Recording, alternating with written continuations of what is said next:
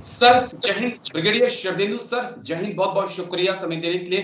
Thank you sir. Jai Hind Rajesh, कैसे हैं आप?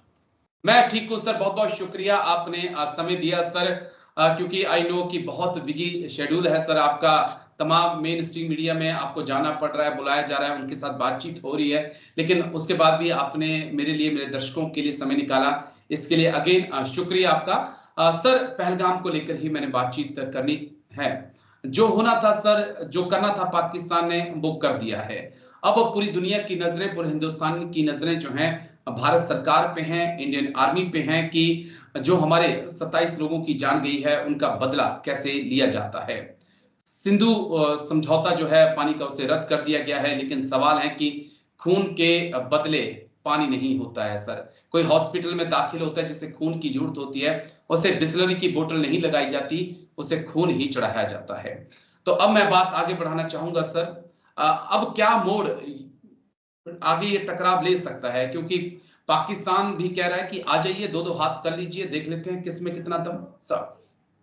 देखिए राजेश जी, इस बार की जो टेरर की घटना हुई है वो बाकी टेररिस्ट एक्टिविटीज से अलग है। इस बार की घटना अगर आप पीछे जाए तो जिस तरीके से रावलकोट में अबू मूसा और सैयद सलाउद्दीन, हाफिज सईद, सारे के सारे सरगना एक मंच पे, और उसके एक दिन के बाद जनरल आसिम मुनीर का जिस तरीके से धार्मिक उन्माद वाला अपने नॉन रेजिडेंट पाकिस्तानियों को एड्रेस किया, हिंदुस्तान पाकिस्तान की ना बात करके हिंदू मुसलमान की बात की गई, और उसके बाद इस तरीके का टेरर अटैक जहां टेररिस्ट आपका नाम पूछ रहे हैं, आपका धर्म पूछ रहे हैं, फिर गोली मार रहे हैं। तो ये जो घटना हुई है साफ साफ दिखाते हैं कि इसके अगर आप कड़ियों को जोड़ेंगे तो कड़ी का अंत निकलता है पाकिस्तान की आर्मी और आईएसआई।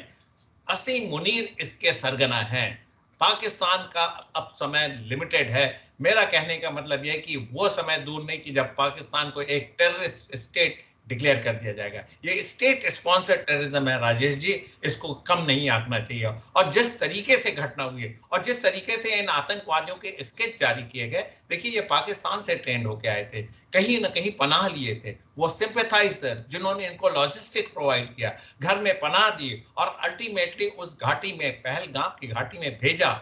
मेरा मानना है कि वो एक दिन पहले से उस इलाके में थे, चारों दिशाओं में वो बटे हुए थे और एक एक करके आए और 2:30 से 3 बजे उन्होंने इस घटना को अंजाम दिया। इससे देखिए सैलानियों पे हमला हुआ, पर्यटक थे, खुशियां मना रहे थे। कश्मीर में तमाम तरीके की आतंकवादी घटनाएं हुई, लेकिन कभी पर्यटकों पे हमला नहीं हुआ, सैलानियों को नहीं हत्या। ये कश्मीरियत नहीं है। इस बार उन्होंने कश्मीरियत पे हमला किया है, लिहाजा लोगों के सेंटीमेंट इतने उभर के सामने आए।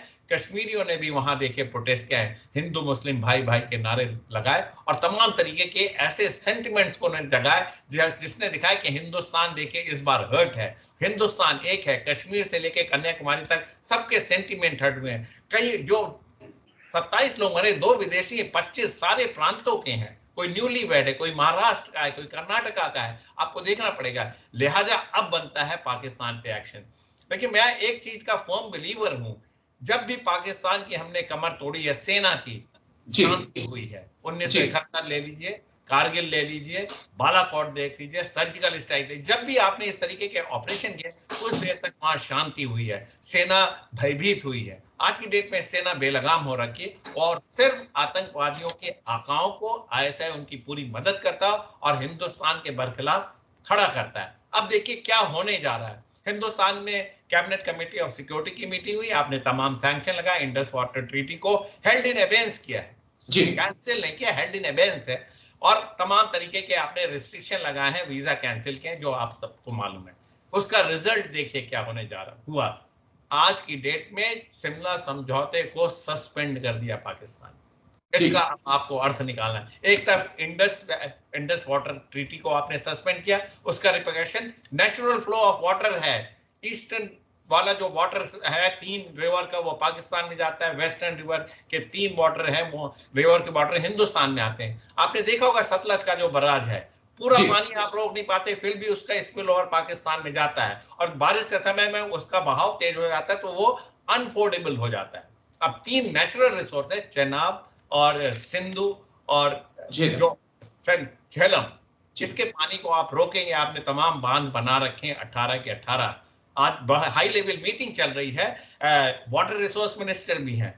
किस तरीके से आप पानी को रोकेंगे? नेचुरल बहाव है, एक ऑर्डर करने से ना तो बांध बन जाएंगे, ना ही नदियां अपना बहाव का दिशा बदलेगी।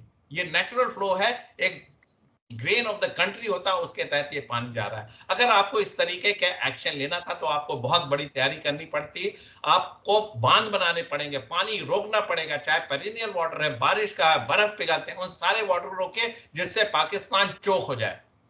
मेरा मानना है कि इसमें समय लगेगा।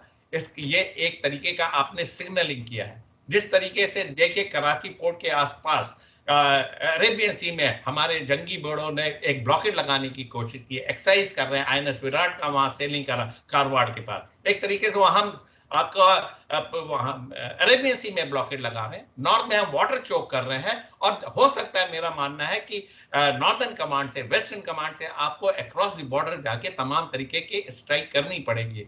आपकी ये स्ट्राइक शैलो हो सकती है, टेररिस्ट कैंपों पे हो सकती है, उनके इंफ्रास्ट्रक्चर पे हो सकती है, पाकिस्तान की वॉर वेजिंग मशीनरी पे हो सकती है, इंडस्ट्रीज पे हो सकती है, या डीप स्ट्राइक कर सकती है। कोई भी, तमाम ऑप्शंस अवेलेबल हैं। आज की डेट में हिंदुस्तान की आर्मी सारे ऑप्शन के लिए तैयार है। जो भी हमारा इक्विपमेंट का स्टेट है, जो भी हमारी एयरफोर्स की कंडीशन है, जो भी हमारे नेवल स्ट्रेंथ है, उन सारों को अगर आप मद्देनजर रखेंगे तो हमने एक अपना मिलिट्री एम सेट किया होगा। मैं ये मानता हूं कि आज की डेट में सारे कमांडर ऑप्स रूम में बैठ के वॉर गेमिंग कर रहे होंगे कि किस एक्सटेंट तक हम जा सकते हैं, किस एक्सटेंट तक हम इंश्योर कर सकते हैं कि हमें यहाँ विक्ट्री मिलेगी। देखिए, जब नेशन वॉर के लिए जाता है या इस तरीके की एक्सरसाइज करता है तो वो गैम्बल नहीं होता है, वो किसी भी तरीके का रिस्क नहीं होता है। 100% अगर गारंटी है तो हम उस ऑप्शन को अडॉप्ट करते हैं और हम उस ऑप्शन के लिए जाएंगे। आज जनरल द्विवेदी भी घटना स्थल पे गए हैं, पहलगाम गए, तमाम तरीके की वॉर गेमिंग होगी। और इस बार हिंदुस्तान सीरियस है। इस बार हिंदुस्तान ने तय कर रखा है कि आईएसआई का नेटवर्क ब्रेक करना है, पाकिस्तान की आर्मी की कमर या ऐसी चोट पहुंचानी कि जैसे वो उबर ना पाए। और इसकी खलबलाहट देखिए पाकिस्तान में है, इस तरीके की खलबलाहट उनके डिफेंस मिनिस्टर के स्टेटमेंट में है। तभी देखिए, लड़ाई शुरू हुई नहीं, एक्शन शुरू नहीं हुआ, न्यूक्लियर ऑप्शन पे बात शुरू, ये बौखलाहट दिखाता है। और एक चीज हिंदुस्तान को समझना पड़ेगा, जितना भी आर्सेनल पाकिस्तान के पास है आज की डेट में, चाहे वो काइनेटिक वेपन है, चाहे आपके सॉफ्टवेयर है, चाहे आपके डिस्टेंस वाले वेपन है, चाहे न्यूक्लियर वेपन है, आपको ये जानना पड़ेगा कि पाकिस्तान इन सभी हथियारों का इस्तेमाल हिंदुस्तान के ही खिलाफ करेगा। किसी और के लिए हथियार है ही नहीं, किसी और के लिए हथियार है ही नहीं। लिहाजा हमको बड़े सजग तरीके से एक वॉर गेम करना पड़ेगा और एक निश्चित दिशा तय करनी पड़ेगी कि जिसमें आप न्यूक्लियर थ्रेशोल्ड को ना ब्रेक करते हुए येट आप पाकिस्तान आर्मी को चोट पहुंचा रहा है। मेरे समय में जो जहन में जो बातें आती, एक आप बॉर्डर एक्शन करिए, टेररिस्ट कैंपों को उड़ाइए, उनके आकाओं को लिक्विडेट करिए। समय आ गया उनको लिक्विडेट करने का। और जो पाकिस्तान में जो बाल्कनाइजेशन का जो चल रहा है, बलूचिस्तान है, खैबर पख्तूनख्वा, पीओके के में ऐसा रिसेंटमेंट है, उसमें आप अपने में मिलाने की कोशिश करिए और इनके टुकड़े कर दिए। ये एग्जिस्ट ही ना करें एज ए नेशन।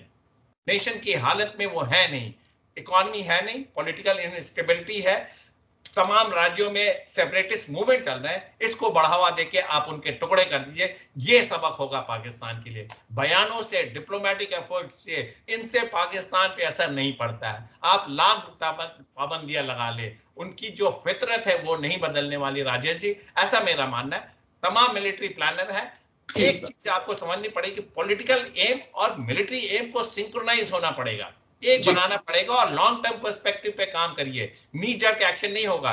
याद करिए 71 में क्या होता, मानिक शाह को बोलता मई जून में आप हमला करिए, समय लिया, तैयारी की और ऐसे समय में अटैक हुआ, हमले हुए जिससे कि हमने एक नया नेशन क्रिएट कर दिया। हिस्ट्री अपने आप में है, तो तैयारी करिए, जो रिसोर्सेज है उसको फुल्ली यूटिलाइज करिए, ऑब्जेक्टिव उसी हिसाब से सेलेक्ट करिए। और एक चोट बनती है राजेश जी इस बार की चोट ऐसी होनी चाहिए कि पाकिस्तान की आर्मी उससे उभर ना सके। जी, बस एक आखिरी सवाल, क्योंकि आई नो कि आपके पास फोन कॉल भी आ रही है कई चैनल से। कई मेरे व्यूअर्स जो हैं वो कह रहे हैं कि 7 अक्टूबर को इजराइल पर जब अटैक हुआ था, इजराइल ने अगले 12 घंटे के अंदर अंदर पलटवार कर दिया था और उसके बाद तबाही मचाना शुरू कर दी थी। क्या हम अक्सर टीवी डिबेट पर, अक्सर मेरे प्रोग्राम में आप लोगों से बात होती है तो ये कहा जाता है कि हम इजराइल से सीखें, लेकिन क्या हमने वाकई में अभी तक कुछ नहीं सीखा है? सब देखिए, हमारी ज्योग्राफी और इजराइल की ज्योग्राफी में अंतर है। इजराइल के सुरक्षा की जो पॉलिसीज है वो अलग है हिंदुस्तान के। हिंदुस्तान एक टॉलरेंट कंट्री है, हम बहुत मौके देते हैं, स्टेप बाय स्टेप उनको एक सुधरने का मौका देते हैं। इस टाइम में जो सीसीएस की मीटिंग में जो आउटकम निकल के आया वो भी बड़ा ग्रेजुएटेड है। Indus water navy held in abeyance, diplomatic staff में कटिंग है, पूरी तरीके से बंद नहीं है। मिलिट्री अटैचेस को विड्रॉ किया है और वाघा बॉर्डर से एज इट इज हमारा ट्रेड कॉमर्स पाकिस्तान से बहुत थोड़ा सा हो रहा था, उसको बंद किया गया। बाकी उसका रिजल्ट पाकिस्तान की आर्मी में कुछ पड़ता हुआ नजर नहीं आ रहा। और हिंदुस्तान अगर इमीडिएट हमला करना चाहता कर सकता था, हमारे पास काबिलियत है, लेकिन उसके लिए हमें पॉलिटिकल विल और मिलिट्री एम की जरूरत है। किस एक्सटेंट तक हमारी लीडरशिप परमिट करती कि हम जाएं। ऐसा ना हो कि कल पाकिस्तान से एक ऐसा फुल फ्लेजेड वॉर डिक्लेयर हो जिसके लिए हमारी पॉलिटिकल लीडरशिप तैयार ना हो या हमें उसका सैंक्शन ना हो।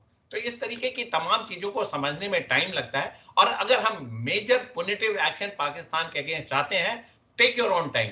कहीं पाकिस्तान नहीं भागा जा रहा है, पाकिस्तान की आर्मी कहीं नहीं जा रही है, उनकी फितरत नहीं बदलने वाली है। अपना समय लीजिए, तैयारी करिए और ऐसा वार करिए कि जिससे वो उबर ना पाए, चाहे वो वेस्टर्न फ्रंट पे हो, चाहे नॉर्दर्न कमांड में हो, चाहे वो एलओसी के अक्रॉस हो या आपके ग्लेशियर में हो, कहीं भी उनको एक डेंट देना बनता है। जैसे आगे आने वाले दिनों में इस तरीके से पर्यटकों पे जो जिनके पास हथियार नहीं है, जो नागरिक है, उनके ऊपर हमला ना हो सके। और सबसे अच्छी बात देखिए, आज की डेट में आप हमेशा जेएनके में आप क्वेश्चन मार्क लगाते थे, उनके जनमानस को देखिए, सड़कों पे उतरा है।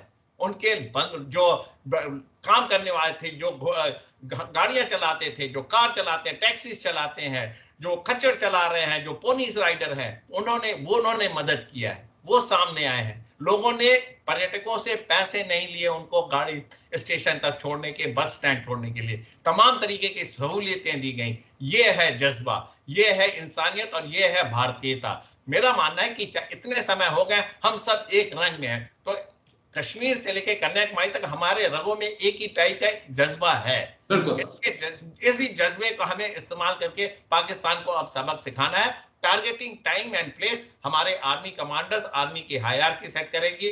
टीवी चैनल पे इसको बताया नहीं जा सकता। मेरा मानना है कि इस पे जरूर काम हो रहा है और इसका अंजाम पाकिस्तान को भुगतना पड़ेगा। चलिए, जल्दी ही सर ऐसा होगा, हम उम्मीद करते हैं। लेकिन बहुत अहम बातें आपने कही हैं, बहुत बहुत शुक्रिया इसके लिए। ब्रिगेडियर शरदेंदु सर, आप आए, इतना कीमती समय आपने निकाला और इतनी अहम बातें आपने कही। Thank you sir, Jai Hind. Thank you sir, thank you Rajesh ji, thank you.